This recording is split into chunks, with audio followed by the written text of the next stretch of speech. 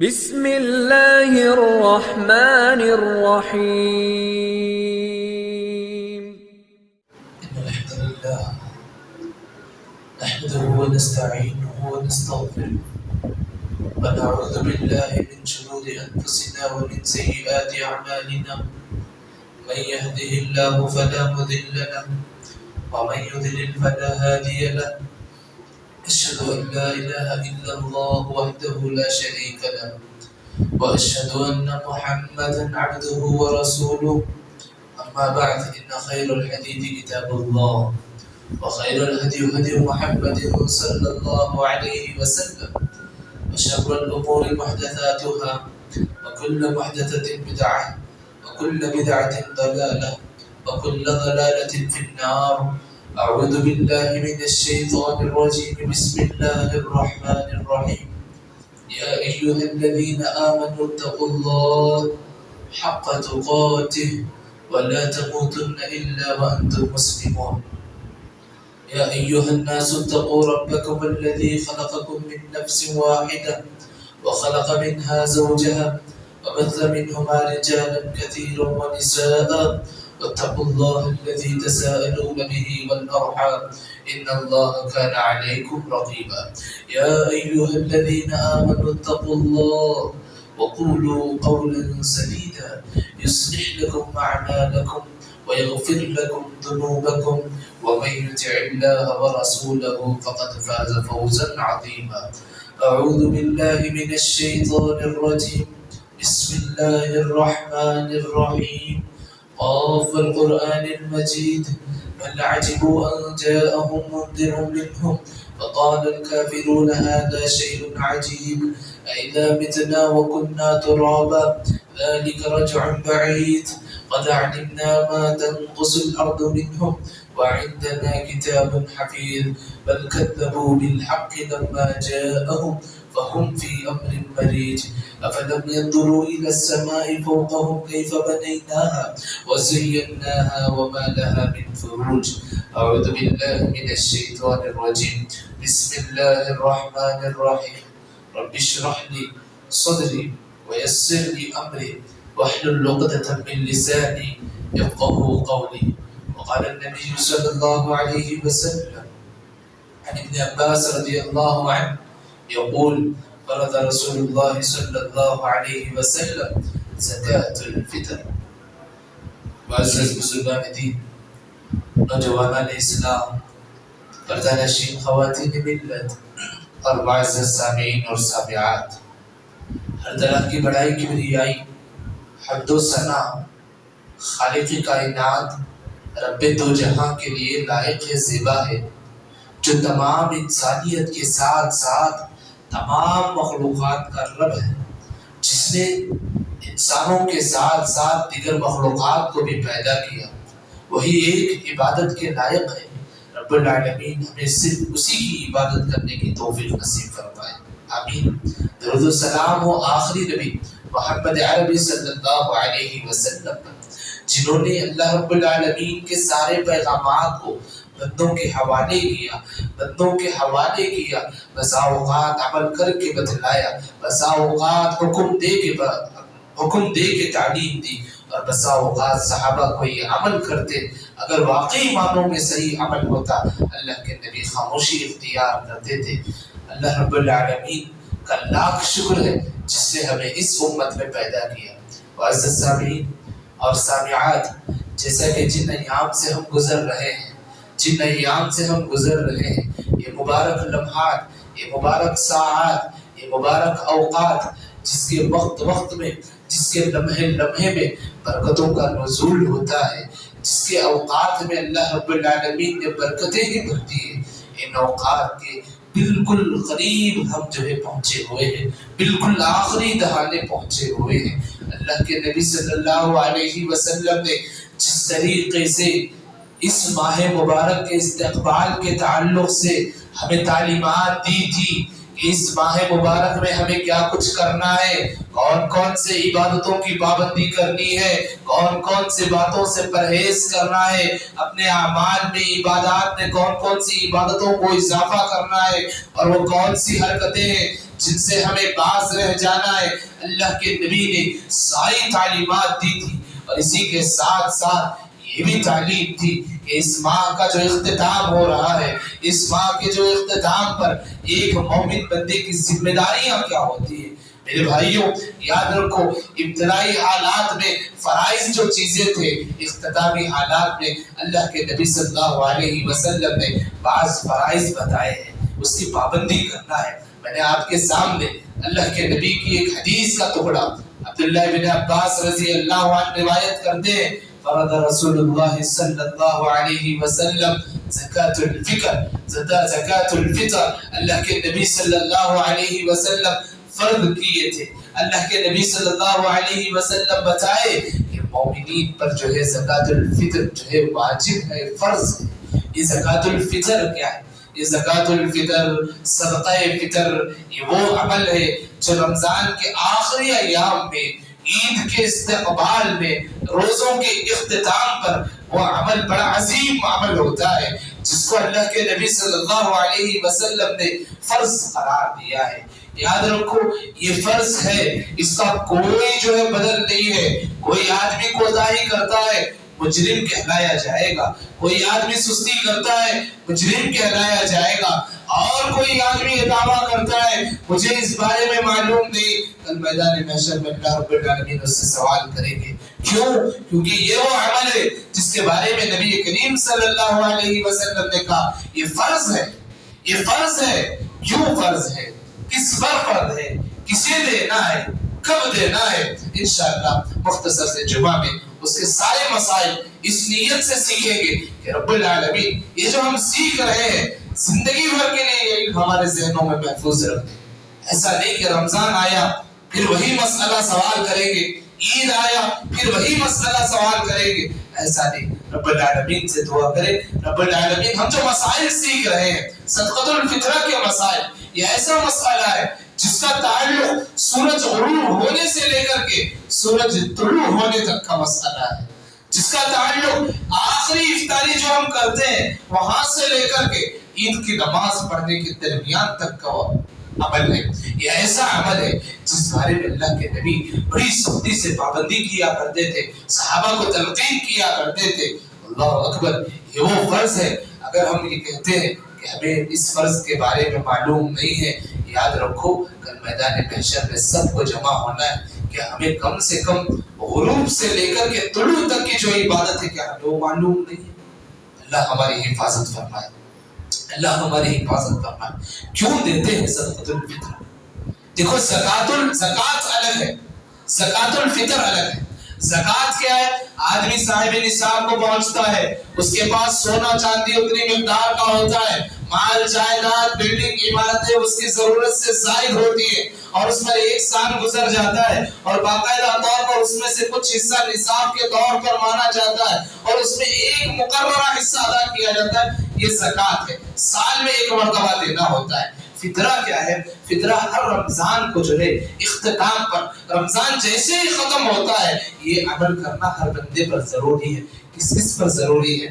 ہر مرد پر ضروری ہے، ہر عورت پر ضروری ہے، ہر بچے پر ضروری ہے۔ یہاں تک کہ علماء لکھے ہیں اگر آخری دن، یعنی آج آخری دن ہے بطور تمثیل کہ آج ہماری آخری افطاری ہے، اگر اس سورج غروب ہونے سے پہلے بھی کوئی بچہ جنم لیتا ہے، ضروری ہے کہ گھر کا سرپرست اس کا بھی جو ہے زکات الفطر ادا کرے، صدقۃ الفطر ادا کرے۔ اور بعض اتنا لکھے کہ اگر کوئی حاملہ ہے 6 ماہ سے زائد حمل ٹھہرا ہوا ہے، اس پر بھی جو ہے صدقۃ الفطر ادا کرنا درست سے ادا کر سکتے ہیں۔ تو لہذا یہ ایسا عمل ہے کہ آنے والے بچے کے لیے بھی اور جو آ گیا اس کے لیے بھی، غروب سے پہلے بھی اگر پیدا ہوتا ہے، ولادت پاتا ہے، یہ عمل صحابہ سے ثابت ہے۔ منہج صحابہ یہ تعلیم دیتی ہے کہ ہمیں جو ہے اس کی پابندی کرنا ہے، اس کی پابندی کرنا ہے۔ کیوں جو ہے صدقۃ الفطرہ دیا جاتا ہے؟ دینے کا مقصد کیا ہے؟ اللہ کے نبی صلی اللہ علیہ وسلم کی حدیث عبداللہ ابن عباس رضی اللہ عنہ سے جو مروی ہے اسی میں کہا گیا طہرۃ للصائم، طہرۃ للصائم من اللغو والرفث، کہ روزے دار روزہ رکھتا ہے, روزہ رکھنے کے بعد بعض ایسی حرکتیں کرتا ہے جو روزہ باطل کرنے کے منافی نہیں ہے لیکن اس سے کم درجے کا ہوتا ہے. کبھی باتوں باتوں میں بےہودہ بات نکل جاتی ہے, کبھی گفتگو میں فحشیہ بات نکل جاتی ہے, کبھی لغویات نکل جاتے ہیں, کبھی بےہودہ کام آدمی کر بیٹھتا ہے.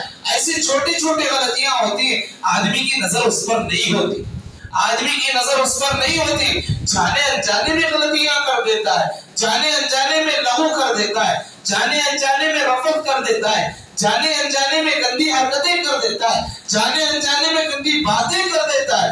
آدمی جو ہے اس کا محاسبہ نہیں کرتا اور اس سے روزہ بھی نہیں توڑتا. ہاں, یہ جو روزے میں جو خرابیاں آئی ہیں اس کی وجہ سے, روزے میں جو خرابیاں آئی ہیں بےہودہ باتوں سے, بےہودہ گفتگو سے, بےہودہ حرکات سے جو نقصان ہوا ہے اس کی بھرپائی کے لیے, اس کی صافی کے لیے, اس کی معافی کے لیے, اس کو دھلنے کے لیے, اس کو صاف کرنے کے لیے یہ صدقۃ الفطر ادا کیا جاتا ہے. ایک مقصد ہو گیا. دوسرا مقصد اللہ کے نبی صلی اللہ علیہ وسلم نے صدقۃ الفطر کیوں ادا کیا جاتا ہے؟ کتنا پیارا مذہب ہے دین اسلام. اللہ کے نبی صلی اللہ علیہ وسلم نے کہا وَتُعْمَ لِلْمَسَاكِينِ, جو مسکین ہے, ضرورت مند ہے, جو محتاج ہے, جس کے گھر میں بھی جو ہے عید کے چاند کی خوشخبریاں سنائی جاتی ہے, کیا حال ہوگا کہ عید کی خوشخبریاں سنائی جا رہی ہے اور یہ حکم بھی دیا جا رہا ہے عید کے دن کوئی روزہ بھی نہیں رکھ سکتا. ایسے حالات میں وہ بھوکا پیاسا دن کاٹے گا, وہ بھوک کی حالت میں وقت گزارے گا, اس کا گھرانہ بھوک کی وجہ سے جو ہے پریشان ہوگا. میرے بھائیوں, آج ہم جو ہے مل جل کر کے رہتے ہیں, ہمیں محسوس نہیں ہوتا بھوک کی شدت کیا ہے, افلاس کسے کہتے ہیں, قحط کسے کہتے ہیں. یاد رکھو, جس بندے کو زندگی میں ایک مرتبہ افلاس اور قحط محسوس ہو جائے گا کبھی زندگی میں وہ دانے کو ضائع نہیں کرے گا, کبھی زندگی میں اللہ کی نعمتوں کو نہیں ٹھکرائے گا. اللہ کے نبی صلی اللہ علیہ وسلم نے کہا یہ جو صدقہ فطرہ ادا کیا جاتا ہے اس کا دوسرا بڑا مقصد یہ ہے کہ جو مسکین ہے, ضرورت مند ہے, ان کے لیے کم سے کم ایک وقت کا کھانا آپ میسر کر سکیں, ایک وقت کا کھانا. دیکھو شریعت کی حکمتیں بھی بیان ہو گئی, عبادت کا عبادت بھی ذکر ہو گیا, حکمت کی حکمت بھی واضح ہو گئی, عبادت کا عبادت بھی تذکرہ ہو گیا, اس کی وجہ بھی بتا دی گئی. کیوں تمہیں دینا ہے, اس کا فائدہ کیا ہے؟ فائدہ یہ ہمارے روزوں کی غلطیوں کی بھرپائی ہوتی ہے, اسی طریقے سے غریب مسکین کی ضرورت بھی پوری ہوتی ہے. ایک تو ثواب کا ثواب بھی ہمیں ملتا ہے, فرض پر عمل ہم کر رہے ہیں, اجر ہمیں ملے گا بھی, اور دوسری طرف جو ہے ضرورت مندوں کی ضرورتیں بھی پوری ہوتی ہیں. ہاں, یہ جو دیا جاتا ہے کب دیا جاتا ہے, کب دیا جاتا ہے, بڑا اہم مسئلہ ہے. جی ہم جو ہے عید کے چاند کی خوشخبریاں جیسے سنتے ہیں, عید کی تیاریاں میں لگ جاتے ہیں, عید کی جو ہے خوشیوں میں لگ جاتے ہیں, یہ دینا کب ہے؟ دیکھو جیسے ہی شوال کے چاند کی خوشخبری ہم سنتے ہیں, کل صبح نماز عید ادا کی جائے گی, فوری طور پر آخری افطاری جو ہم کرتے ہیں اس کے بعد بندے پر ضروری ہے کہ رات میں یا صبح میں جب کبھی بھی علماء کو تلاش کرے اور ادا کرے. ایسے نہیں ہونا چاہیے. ہمارا ایک بہت غلط مزاج یہ ہو گیا ہے کہ ہم رات ساری جو ہے واہیات میں گزار دیتے ہیں, رات ساری جو ہے گھومنے پھرنے میں گزار دیتے ہیں, صبح اٹھتے ہیں اللہ اکبر کتنوں کی تو فجر بھی ضائع ہو جاتی ہے, اٹھتے ہیں 10-11 بجے, تلاش کرتے ہیں غربا کو, مساکین کو, نہیں ملتے, جس کا من چاہا ہاتھ میں تھما دیتے ہیں, نکل جاتے ہیں. اور اس کا ایک اور بڑا نقصان کیا ہوتا ہے, ہم جو ہے صدقہ فطرہ کے بہانے میں عید کی نماز بڑی تاخیر سے پڑھتے ہیں, کوئی 10 بجے پڑھتا ہے, کوئی 11 بجے پڑھتا ہے, کوئی 11:30 بجے پڑھتا ہے. یہ سب غلط ہے, ہمیں کبھی عمل کرنا ہے آخری افطاری کرتے ہیں, آخری افطاری جیسے ہم کرتے ہیں. میرے بھائیوں میں درخواست کرتا ہوں آپ سے, قبل اس کے کہ آپ بازار جائیں عید کی خریداری کے لیے اپنا وقت برباد کریں, اس سے پہلی فرصت میں جاؤ اناج خریدو. اگر خرید نہیں سکتے گھر میں الحمدللہ اناج پڑا ہوا ہے, اسی میں سے نکالو, نکال کر کے پہلی فرصت میں ادا کرو, پہلی فرصت میں ادا کرو. ایک ایسا عمل, یہ فرض ہے جس کی وجہ سے ہم سنت کو بھی مؤخر ادا کرتے ہیں. نماز عید ادا کرنے کا وقت اشراق کا وقت, پڑھتے کب 11 بجے پڑھتے, 11:15 بجے پڑھتے. کیوں پڑھتے؟ فطرہ دینا تھا, غلط ہے. نہیں, یہ ہماری سستی ہے، ہماری کاہلی ہے، جس کی وجہ سے ہم صحیح وقت میں نماز بھی نہیں پڑھ پا رہے، صحیح وقت میں نماز بھی ادا نہیں کر رہے. تو لہذا کبھی سستی مت کرنا، کبھی کاہلی مت کرنا، اور یہ بھی مت کرنا چلو پہلے نماز پڑھ لیں گے پھر فطرہ ادا کریں گے. غلط ہے. اللہ کے نبی صلی اللہ علیہ وسلم نے کہا فمن اداها قبل الصلاة، اگر نماز عید سے پہلے کوئی ادا کر دیتا ہے، نماز عید سے پہلے کوئی ادا کر دیتا ہے، نماز عید سے پہلے فطرہ ادا کر دیتا ہے، اللہ کے نبی نے کہا فَهِيَ زَكَاةٌ مَقْبُولَةٌ، تو یہ فطرہ اس کا مقبول ہوگا، صدقۃ الفطرہ مقبول ہوگا. ہاں کوئی ہے نماز پڑھ لیا ہے ماشاءاللہ، دوپہر کے کھانے سے بھی فارغ ہو گیا ہے، عصر کے وقت میں لے کر کے نکلتا ہے غربا کو تلاش کرنے کے لیے. یا بعض لوگوں کی کیفیت یہ ہوتی ہے نماز کو اناج لے کر چلے جاتے ہیں، نماز کو جو ہے پیسے لے کر چلے جاتے ہیں، نماز پڑھ کر کے آتے ہیں غربا نظر آتے ہیں دیتے ہیں. یہ بھی غلط ہے. نماز پڑھنے سے پہلے دینا، نماز ادا کرنے سے پہلے دینا، یہ ساری چیزیں غلط ہیں. یہ نماز پڑھ کر کے آتے ہوئے رقم ہم جو ہے غربا کو دے کر آتے ہیں، سمجھتے ہیں فطرہ ادا ہو گیا. نہیں میرے بھائی، نماز سے پہلے ادا کرنا ہے، نماز سے پہلے دینا ہے. اللہ کے نبی نے کہا ومن اداها، اگر کوئی ادا کرتا ہے بعد الصلاة، نماز کے بعد، فہی صدقہ من الصدقات، تو معمولی جو صدقہ و خیرات کرتے ہیں اس میں شمار ہوگا، صدقہ فطرہ میں اس کا شمار نہیں ہوگا. میرے بھائی اتنی بات تو سمجھ آ گئی کیوں دیتے ہیں، کب دینا ہے، کون دینا ہے، ہر مسلمان پر ضروری ہے. بعض لوگ رہتے ہیں جو صدقۃ الفطرہ لینے کے مستحق ہوتے ہیں، وہ بھی جو ہے لے اور اپنا فطرہ ادا کرے، وہ بھی لے اپنا فطرہ ادا کرے. ہاں وہ غریب آدمی معافی کا طلبگار ہو سکتا ہے جس کے پاس ایک وقت یا ایک دن کے لیے بھی کھانا میسر ہے. 4 لوگ اگر فطرہ دیتے ہیں وہ اپنے وقت کی ضرورت پوری کر سکتا ہے، گھر کے بچا ہوئے میں جو ہے اسی میں فطرہ ادا کر سکتا ہے. تو ایسے بندے پر بھی ضروری ہے فطرہ ادا کرے. ہر ایک پر، آزاد پر، غلام پر، مرد پر، عورت پر، بچوں پر، بچیوں پر، ہر ایک کے تعلق سے دینا ہے. کون دے گا؟ یہ گھر کا جو سرپرست ہوتا ہے، گھر کا جو نگہبان ہوتا ہے، جس کے زیر کفالت اس کی بیوی، اس کے والدین، اس کے نانا یا نانی، دادا، جو بھی جتنے بھی ہوتے ہیں گھر میں، وہ آدمی مکلف ہوگا. وہ آدمی جس طریقے سے عید کی خریداری کے لیے، جس طریقے سے دوسرے اوقات میں سب کا خیال کرتا ہے، اسی طریقے سے فطرہ بھی ادا کرے گا. میرے بھائی یہ بڑا سنگین مسئلہ ہے، ہم بہت معمولی سمجھ لیتے ہیں. کیوں سنگین مسئلہ ہے؟ اللہ کے نبی نے کہا فرض، اللہ کے نبی کا حکم ہے کہ فرض ہے، یہ فرض ہے، ضروری ہے. اس میں کوتاہی کرنے والا بڑا مجرم ہو سکتا ہے، اس میں کوتاہی نہیں کرنا. تو اب دے کیسے دے؟ سوال یہ ہے دے تو کیسے دے؟ نبی ذکر کیا کہ عید کی نماز کے بعد بہت سارے لوگ 70 اور 5 روپے کے حساب سے 4 لوگ 5 لوگ کے حساب سے جو دے دیتے. دیکھو میرے بھائی ایک مسئلہ سمجھو، واضح کر دیتا ہوں، زندگی بھر کے لیے آپ کے ذہنوں میں سوال نہیں آتا.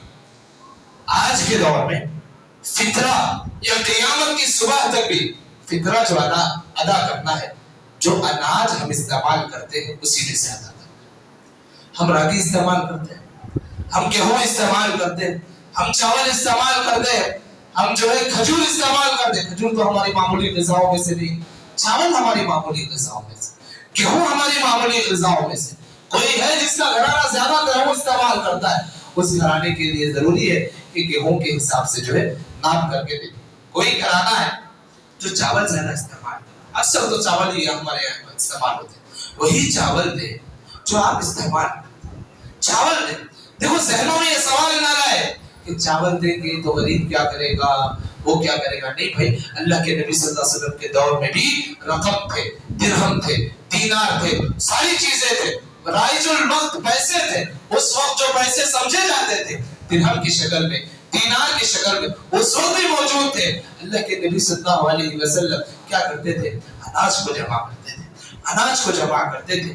وہ جو واقعہ آپ سنتے ہیں ابو ہریرہ رضی اللہ عنہ کا، شیطان کا جو 3 دن آیا تھا، وہ کون سا واقعہ ہے؟ یہی وہ زکوٰۃ الفطرہ کا مال جمع ہوا تھا. اللہ کے نبی صلی اللہ علیہ وسلم اناج جمع کر کے رکھے تھے. اللہ کے نبی صلی اللہ علیہ وسلم اناج جمایا کرتے تھے اور لوگوں کو اناج ہی لیا کرتے تھے. تو لہذا ہم اپنے طرف سے جو ہے عقل کے دوڑے دوڑائیں، بعض لوگوں کی باتیں سنیں، رقم ادا کرتے. یاد رکھو رقم تو ادا ہو جائے گا، صدقات تو لکھا جائے گا، لیکن یہ یقین نہیں کر سکتے کہ کیا وہ صدقہ فطرہ ہی لکھا جائے. ہمیں صدقہ فطرہ ادا کرنا. صدقہ تو ہم نارمل دنوں میں بھی ادا کر سکتے ہیں، کیونکہ صدقہ فطر کے لیے وقت بھی مقرر ہے، اناج بھی مقرر ہے، 5 اناج ہے، اسی میں سے آپ دینا ہے. اس میں سے ہمارے پاس جو استعمال گیہوں اور چاول ہے، بقیہ شعیر بھی ہمارے پاس استعمال نہیں ہے، پنیر بھی زیادہ استعمال نہیں ہے، ساری چیزیں بات کی. گیہوں اور چاول کا تذکرہ ہے، اسی میں سے ہم دیں. تو لہذا یہ بات یاد رکھو، پیسوں کی شکل میں دینا، میں پیسے دے دیا، یا زکوٰۃ کے مال کے ساتھ 5 لوگ ملا کر کے دیتے ہیں، یہ بھی غلط ہے. زکوٰۃ کا مال ہوتا ہے، زکوٰۃ کے پیسوں میں اناج لیتے ہیں، ان میں سے ملا کر کے یہ بھی دے دیتے ہیں، یہ بھی غلط ہے. میرے بھائی صدقۃ الفطرہ الگ ایک مستقل عبادت ہے. جیسے نماز مستقل عبادت ہے، دعا مستقل عبادت ہے، استغفار مستقل عبادت ہے، عید کی نماز ایک مستقل عبادت ہے، روزہ مستقل عبادت ہے، قیام مستقل عبادت ہے، ذکر مستقل عبادت ہے، تلاوت مستقل عبادت ہے، خیرات مستقل عبادت ہے، صدقات مستقل عبادت ہے، نظر مستقل عبادت ہے. مستقل جیسی عبادتیں ہیں، صدقہ فطرہ بھی مستقل عبادت ہے. اس کو ویسے ہی کرنا ہے جیسا شریعت نے ہمیں حکم دیا، جیسا شریعت نے ہمیں تعلیم دی. اس میں اختلافات کرنا، الجھنوں میں پڑنا کچھ سے بھی نہیں دیتا اور لائق بھی نہیں ہے. ہاں دے تو کسے دے، کسے دے. میں نے ذکر کر دیا، مسکین ہے، ضرورت مند ہے، آپ کے خاندان میں سے بڑا بہتر ہے. آج الحمدللہ بڑے جو ہے اہل خاندان والے ہیں ہم، ہمارے گھروں میں 4 لوگ 5 لوگ 10 لوگ سب مل جل کر کے رہتے ہیں. لہذا اگر سب مل جل کر کے رہتے ہیں، سب کا جو ہے ایک سرپرست ہو، سب کا جو سرپرست ہوتا ہے وہ سب کے جو ہے حصے سے مقرر کر کے غریب کو جو ہے عطا کر دے. کتنی مقدار میں ادا کرے گا؟ چاول کا جو مقدار ہے میرے بھائی، دیکھو 1 صاع کا جو ہے حدیث میں تذکرہ ہے، 1 صاع کا تذکرہ ہے حدیث میں. آج ہمارے گھروں میں افسوس کے ساتھ کہتا ہوں صاع تو کسی کے پاس نہیں، مد بھی کسی کے پاس نہیں ہے. بڑے بابرکت آلے ہیں جی یہ سب. اپنے گھروں میں کم سے کم 1 مد رکھو، 1 مد رکھو، صاع رکھو. بڑی بابرکت والے آلے جو حدیث میں بتائے گئے. ضرورت پڑے گی زندگی میں، ضرورت پڑے گی زندگی میں. یہ صاع 1 مد یہ آلے ہوتے ہیں. جس طریقے سے ہمارے پاس سیر ہے، اس طریقے سے اس دور میں صاع اور مد ہوا کرتے تھے. تو لہذا 1 صاع دینے کا حکم ہے. 1 صاع کتنا ہوتا ہے چاول کے لحاظ سے؟ 2.5 kg. دیکھو 2 kg 400 گرام سے 2 kg 800 گرام تک جو ہے علماء تفریق کرتے ہیں. جو حساب ہے 2.5 kg کے حساب سے آپ دیکھیے. 2.5 kg کا جو ذکر ہوتا ہے، 2.5 kg ایک فرد پر 2.5 kg. اس کا حساب لگائیے کتنے لوگ ہیں گھر میں؟ 5 ہیں. 12.5 kg چاول خریدیے. جائیے غریب کے گھر، آپ جائیے، ایسے نہیں دکاندار کو پیسے دے دیے وہ جا کر کے ڈیلیوری دے دے گا، نہیں. جائیے اناج آپ خریدیے، لے کر جائیے غریب کے گھر کو جائیے، عید کی مبارکبادیاں دیجیے، خیر خیریت دریافت کیجیے، تھوڑی مسکراہٹ والی باتیں کیجیے، خوشی کا ماحول بنائیے. جا کر کے ہدیہ بول کر کے دے کر آ جائے. یہ میں ہدیہ دے رہا ہوں، تم فطرہ دے رہے ہو. ہاں یقین مانیے وہ رشتہ دار ہے، بڑا کڑب محسوس کرے گا، تکلیف محسوس کرے گا، لیکن ہم جانتے ہیں اس کی کیفیت کیا ہے، اس کی غربت کیا ہے، اس کی مجبوری کیا ہے، اس کی مفلسی کیا ہے، ہم جانتے ہیں. ہاں کوئی بندہ یہ کہتا ہے نہیں میں اناج نہیں لوں گا، میں اناج نہیں لوں گا، مجھے اناج کی ضرورت نہیں، مجھے پیسے دینا ہے تو دو ورنہ نہیں. آپ اس وقت کیا فیصلہ کریں گے؟ یقین مانیے وہ صدقۃ الفطر کا مستحق نہیں. جائیے کسی دوسرے غریب کو تلاش کیجیے جو اناج کا مستحق ہوتا ہے، جو اناج کا مستحق ہوتا ہے. آپ صدقہ و خیرات دے دیے، 500 200 1000 2000 دے دیے، اللہ آج آپ کو اجر ضرور دے گا یاد رکھو. لیکن اگر وہ اناج دینے سے انکار کرتا ہے، چاہیے اس کو اناج دیجیے جو اناج کا مستحق ہے. ہم لوگ سوال کرتے ہیں وہ اناج لینے کے بعد کیا کرے گا؟ وہ اناج لینے کے بعد اس کی مرضی ہے، وہ کھانا ہے کھائے گا، یا اپنا فطرہ ادا کرنا ہے ادا کرے گا، یا اسے جا کر کے دکاندار کو بیچ کر کے پیسے حاصل کرے گا، وہ بھی جائز ہے، وہ اس کی مرضی ہے. تصرف چاہے جیسے کرنا ہے کر سکتا ہے. ہمیں کیا کرنا ہے؟ اپنی عبادت کرنا ہے، ہمیں اپنی عبادت کرنا ہے. وہ کیا کرے گا؟ اناج لے کر کے کیا کرے گا؟ چاول لے کر کے. آپ 1 سال کھائے گا چاول، کون سے خراب ہونے کی چیز ہے؟ کوئی مسئلہ نہیں. عبادت کرو، عبادت اسی طریقے سے کرو جس طریقے سے شریعت نے ہمیں تعلیم دی ہے. لہذا اس میں صدقہ فطرہ میں کوتاہی نہ کرو. نماز عید سے پہلے جاؤ، جا کر کے جو ہے غریبوں کے گھروں تک پہنچاؤ. تو لہذا جس کو اس بارے میں علم نہیں ہے بتاؤ، دوستوں سے پوچھو, خاندان والوں سے پوچھو, بھائی بہنوں سے فون کر کے پوچھو کہ آپ کا فطرہ ادا ہو گیا. لوگ بھول جاتے ہیں جی عید کی خوشیوں میں, عید کی خوشیوں میں انہیں یاد نہیں رہتا. بعض لوگ جانتے بھی ہیں, ذہن میں بات نہیں ٹکتی, لہذا آپ یاد دلاؤ, اگر وہ ادا کرتا ہے اس کا بھی ثواب آپ کو ملے گا نا. افسوس, بعد میں افسوس کرنے سے نماز کے بعد ارے میں ادا نہیں کیا, معلوم تھا بھول گیا تھا, کوئی مسئلہ نہیں, انسان ہے. آپ یاد دلاؤ, بہنوں کو فون کر کے پوچھو آپ کا فطرہ ادا ہو گیا, کر لیں یا میں ہی ذمہ داری لے لو, لے کر کے ادا کرو, کوئی مسئلہ نہیں, اللہ آپ کو اجر دے گا. کوشش کرو. بعض لوگ کوتاہیاں کرتے, بھول جاتے ہیں, بعض لوگوں کو معلوم نہیں ہوتا. آپ جو ہے اس سنت کو زندہ کرو, ذمہ داری لے کر کے بھیج رہو. صدقہ فطرہ ہمارے سماج کا ہر گھر, ہر طبقہ الحمدللہ اس قابل ہے کہ فطرہ دے سکتا ہے. لینے والے بھی ہیں, لینے والوں میں بھی اتنی طاقت ہے کہ ایک دن کا جو ہے اناج ان کے پاس رہتا ہے, دے سکتے ہیں. دینے کی کوشش کرو, اس میں کوتاہی نہ کرو اور کسی کو نظر انداز نہ کرو اس مسئلے میں. لہذا ایک اور بات, یہ عید کی خوشخبریاں جو ہم سنتے ہیں, جانتے ہیں میرے بھائیوں, جیسے ہم رمضان کے استقبال میں اپنے اعمال کی حفاظت کے لیے ہر وہ عمل کرتے تھے جو اللہ کے نبی صلی اللہ علیہ وسلم نے ہمیں کرنے کا حکم دیا ہے. روزے رکھنے کا حکم دیا ہے, روزے بڑی پابندی سے ویسے رکھتے تھے جیسے رکھنے کا حکم دیا ہے. تراویح کا حکم ہے, تراویح ویسے پڑھتے تھے جیسے اللہ کے نبی نے حکم دیا. وتر کا حکم ہے, وتر ویسے پڑھتے تھے جیسے اللہ کے نبی نے حکم دیا ہے. گالی گلوچ سے بچنا ہے, پورا مہینہ اپنی زبان کو, ہاتھ کو بچا کر کے رکھے کیونکہ اللہ کے نبی نے منع کیا ہے. روزے کی حالت میں لڑنا, جھگڑنا, گالیاں دینا سب منع ہے. میرے بھائیوں ایک درخواست آپ سے کرتا ہوں, عید منا رہے, عید بھی اسی طریقے سے مناؤ جیسے اللہ کے نبی نے تعلیم دی. عید بھی ویسے ہی مناؤ جیسے اللہ کے نبی نے تعلیم دی ہے. من چاہے عید مت مناؤ, عید کی سنتوں کی پابندی کرو. اچھے کپڑے اللہ نے دیے, مال دیا ہے, ایک دو جوڑے لے لیے, پہنو, بچوں کو پہناؤ, خوشی کا ماحول بناؤ. ایسے نہیں کہ گھر میں 6 مہینہ پہلے کوئی بچہ, کوئی بوڑھا مر گیا ہے, ان کی نصیب تھی وہ مر گیا ہے, انتقال کر گیا ہے. رمضان میں جتنا ہو سکے آپ مغفرت کی دعائیں کیے. روز آپ عید میں نہیں منا سکتے, یاد رکھو. عید خوشی کا ماحول ہے, امت کے لیے خوشی کا ماحول ہے, سب کے لیے خوشی کا ماحول ہے, بیواؤں کے لیے خوشی کا ماحول ہے, یتیموں کے لیے خوشی کا ماحول ہے, پوری امت اور سماج کے لیے خوشی کا ماحول ہے. اور بات ہے کہ ہمارا اپنا عزیز ہمیں چھوڑ کر کے چلا گیا, دکھ ہوتا ہے, درد ہوتی ہے, تکلیف ہوتی ہے. صبر کریں گے کہ اللہ کے فیصلے پر ہم راضی نہیں ہے. یہ کون سی بدعت شروع کر لی ہے کہ کوئی مرا ہے, 6 مہینہ ہو گئے, 8 مہینہ ہو گئے, یہ پہلی عید ہے, پہلی عید کے نام سے کوئی کپڑا نہیں پہنتا, نیا ماحول نہیں رہتا, عید کی خوشیاں نہیں رہتی. افسوس تو افسوس, بعض لوگ عید کی نمازیں تک نہیں پڑھتے. کیسے مسلمان عید کی نمازیں بھی نہیں پڑھتے؟ تو لہذا عید کی سنتوں کی پابندی کرو. عیدگاہ جانے کی جو سنتیں ہیں, ایک راستے سے جانا, دوسرے راستے سے آنا, غسل کرنا, اچھے کپڑے پہننا, پاک عدد میں 1 3 5 7 ایسے عدد میں کھجور کھا کر کے جانا, کھجور کھا کر کے جاؤ, زیادہ ناشتہ کر کے مت جاؤ. آپ 11 بجے 12 بجے نماز پڑھتے تب آپ کو ناشتے کی ضرورت پڑتی ہے. فجر پڑھ لیے, کھجور کھاؤ, کھجور کھا کے تکبیرات پڑھ کے خاندان کے ساتھ, فیملی کے ساتھ عیدگاہ پہنچو. اکیلے مت جاؤ, خاندان کے ساتھ جاؤ, بیوی کو بھی لے کر کے جاؤ, بہن کو بھی لے کر کے جاؤ. ایک بات آپ کو بتا دوں, آپ کو معلوم ہونا چاہیے کہ مساجد میں وہ عورتیں نہیں آ سکتی جن پر نماز نہیں ہے. یاد رکھو شریعت کتنا پاکیزہ اور کتنا ہمدرد ہے.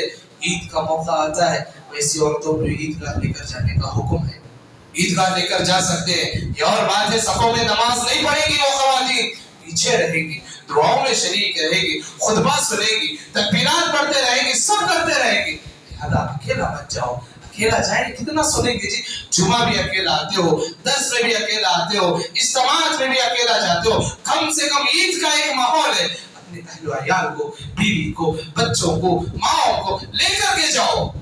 گھر کا ماحول بناؤ, عید کا خوشیوں والا ماحول بناؤ.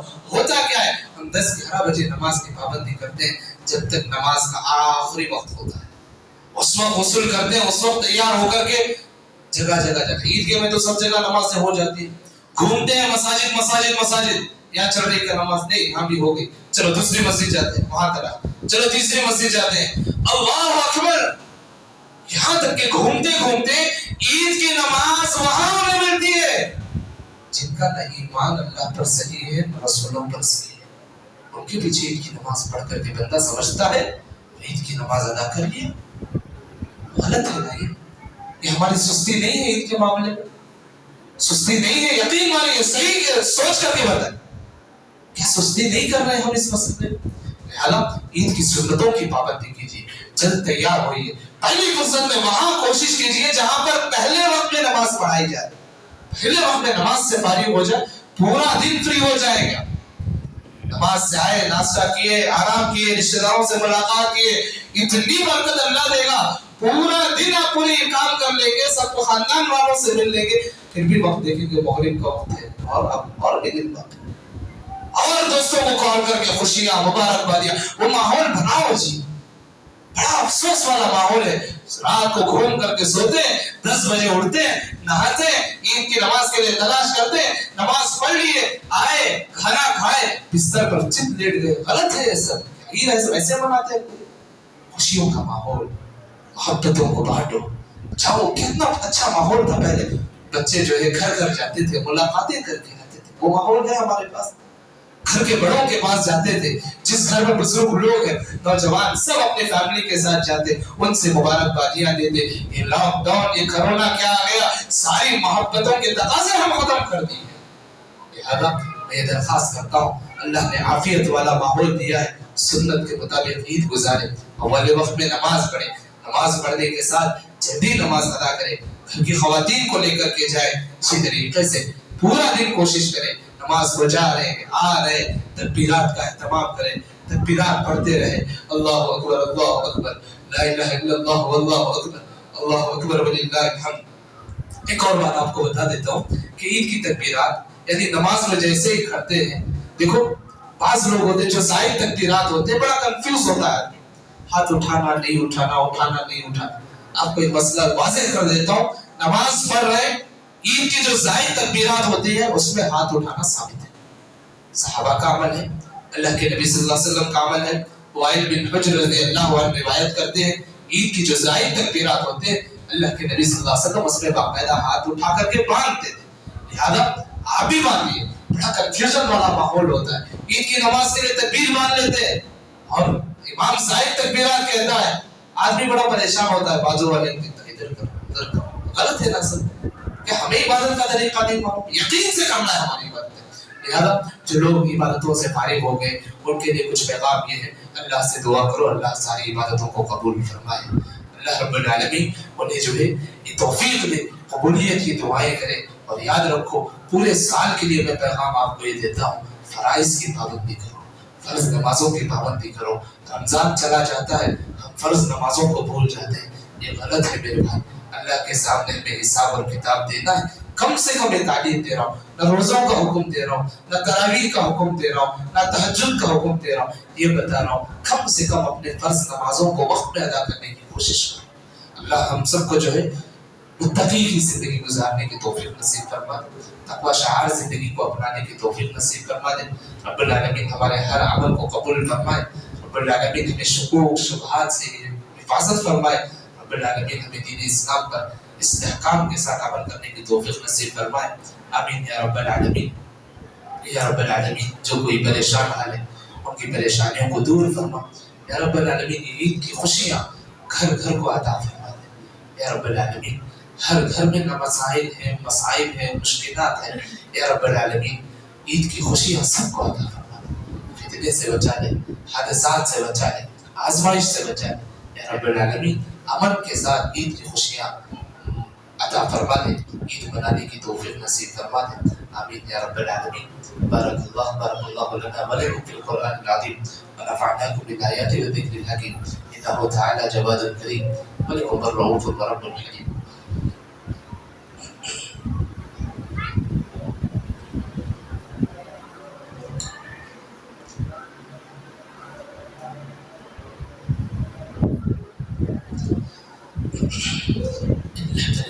نحمده ونستعينه ونستغفره ونعوذ بالله من شرور انفسنا ومن سيئات اعمالنا، من يهده الله فلا مضل له ومن يضلل فلا هادي له، اشهد ان لا اله الا الله وحده لا شريك له واشهد ان محمدا عبده ورسوله، اما بعد إن خير الحديث كتاب الله وخير الهدي هدي محمد صلى الله عليه وسلم وشر الأمور محدثاتها وكل محدثة بدعة وكل بدعة ضلالة وكل ضلالة في النار.